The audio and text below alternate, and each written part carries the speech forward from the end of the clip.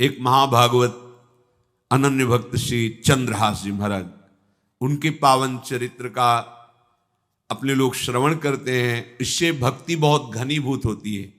केरल देश में एक परम मेधावी सुधार्मिक नाम के राजा राज्य करते थे। धर्म पूर्वक चलना, प्रजा का पालन करना और भगवान नाम जप करना, शास्त्र विधि से बिल्कुल कभी प्रतिकूल एक भी आचरण जीवन में नहीं किया। तो उनके यहां महाभागवत चंद्रहास जी का प्रादुर्भाव होता है। भगवान के भक्तों का जिस कुल में प्रादुर्भाव होता है, वो कुल, वो ग्राम, वो नगर, वो देश परम पूजनीय हो जाता है। ये महाभाग्यशाली मूल नक्षत्र में प्रकट हुए। लौकिक में अमंगल माना जाता है और भाव में देखो तो मूल कौन है? नक्षत्र भगवान। ऊर्ध्वमूल मधा शाखा मुसत्थम प्राहुरव्ययम। सबके मूल कौन है? श्री भगवान। किस नक्षत्र में पैदा हुए? मूल में, भगवत स्वरूप। और लोक में माना जाता है कि मूलन में पैदा हुआ है लड़का, अमंगल है, कुछ नष्ट ही होगा, संसार बड़ा विचित्र है। जैसे बालक रोता है ऐसे उनकी आवाज में निकला कृष्ण कृष्ण। बड़ा आनंद हुआ सुधार्मिक राजा को कि हमारे कोई महाभागवत पधारा है, क्योंकि ये भजन करके पूर्व जन्म में ऐसी भागवती की स्थिति प्राप्त की कि अबोध अवस्था में ही श्रीमुख से कृष्ण नाम निकल रहा है। आनंद उत्सव मनाया जा रहा है। राजा है, राजकुमार प्रकट हुआ, और दूसरी बात वो स्वयं भक्त हैं और भगवान का ऐसा भक्त जो जन्म लेते ही कृष्ण नाम उच्चारण किया।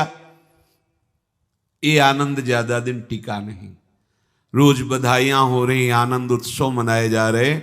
शत्रु पक्ष के राजाओं ने मिलकर कहा यही अवसर है, आक्रमण कर दिया जाए और केरलाधिपति का सब पूरा महल घेर करके कोई एक भी न बचने पावे।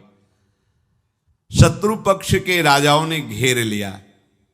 आसपास से राजा और सैनिकों ने घेर लिया। अब वो असावधान थे, आनंद में पुत्र हुआ है, बधाइयां, कोई संभावना ही नहीं थी। गुप्त रूप से शत्रु पक्ष के राजाओं ने आक्रमण करके घेर लिया।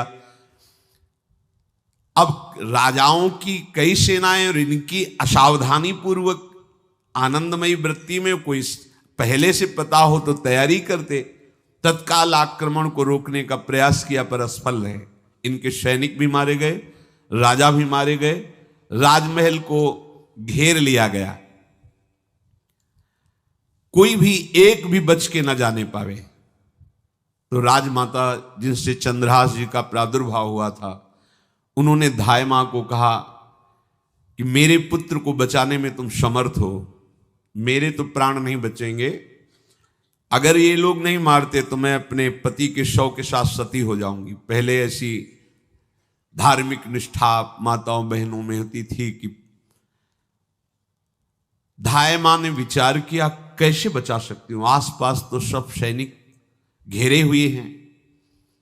तत्काल उसने विचार किया कि अगर हम इनको राजकुमार की तरह ले जाती है तो हमें भी मारा जाएगा और इनको भी मारा जाएगा। देखो कितनी विपत्ति जन्म लेते हैं। कोई प्रश्न कर सकता है कि महाभागवत जिनके घर में प्रकट हो तो वहां धन वैभव सुख संपत्ति बढ़नी चाहिए, यहां तो जन्म से ही जैसे वहां माता पधार, ये क्या है? तो श्री भगवान स्वयं कह रहे हैं यस्य तुष्टो रहम पार्थ वित्तम तस्य हराम्यहम करोमि बंधु विच्छेदम सच कष्टेन जीवति। हे अर्जुन, मैं जिस पर बहुत प्रसन्न होता हूं, आप अपने ऊपर भगवान को बहुत प्रसन्न करना चाहते हैं, बहुत प्रसन्न करने में ये है, देख लो। कह रहे जिस पर मैं बहुत प्रसन्न होता हूं सबसे पहले उसका ऐश्वर्य नष्ट करता हूं। फिर क्या करता हूं? फिर बंधु बांधवों का, फिर क्या करता हूं? असाध्य रोग उसके शरीर में। बोले महाराज जी तुम प्रसन्न हुए हो कि पूरे के पूरे नाराज हो गए हो?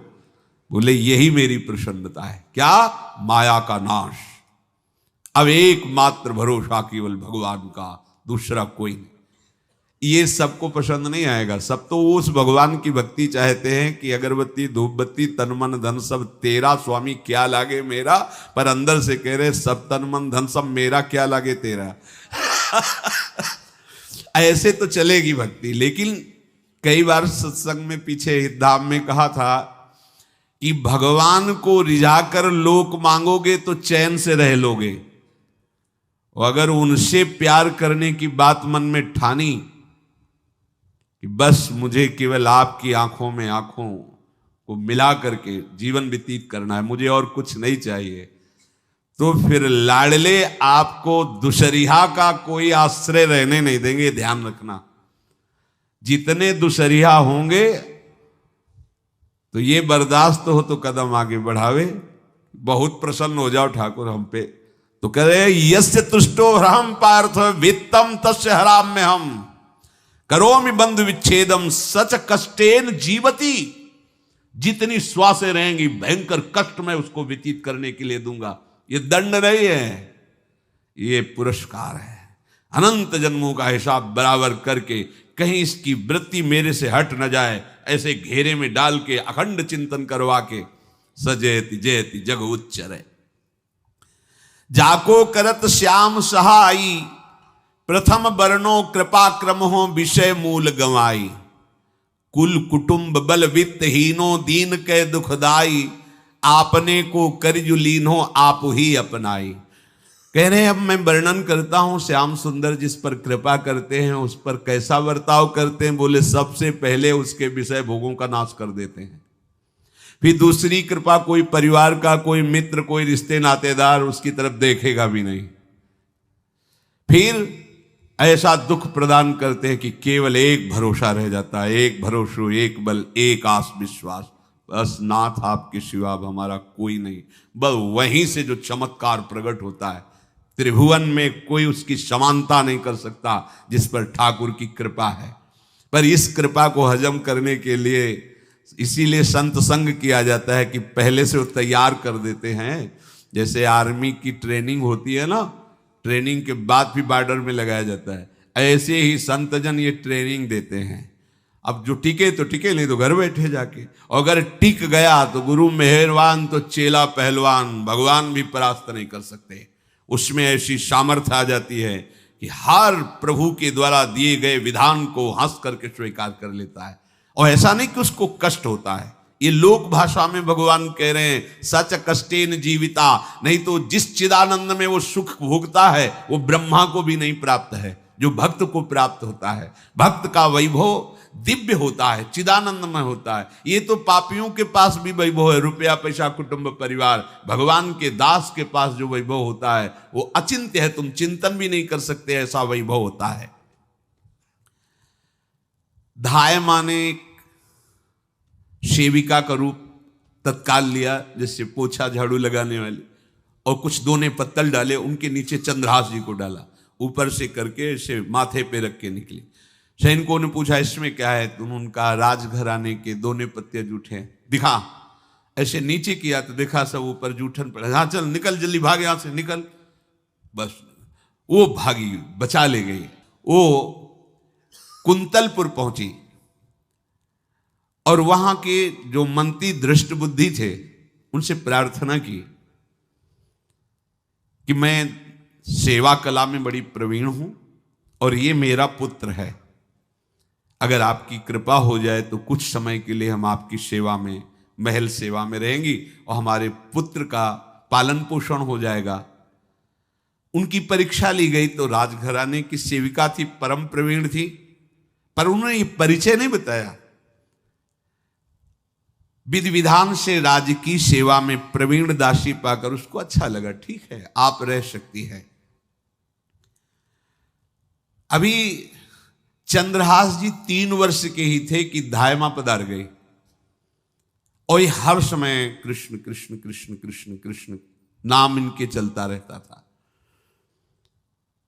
अब जो उनका दुलार करने वाली थी धायमा, वो भी पधार गई तो कौन उनकी तरफ देखे। पर बहुत ही गौर वर्ण, बड़े ही सुंदर, अब वो गलियों में भटकने निकाल दिया महल से जब धाय माँ मर गई, क्योंकि धाय माँ की सेवा के कारण उनको रखा गया।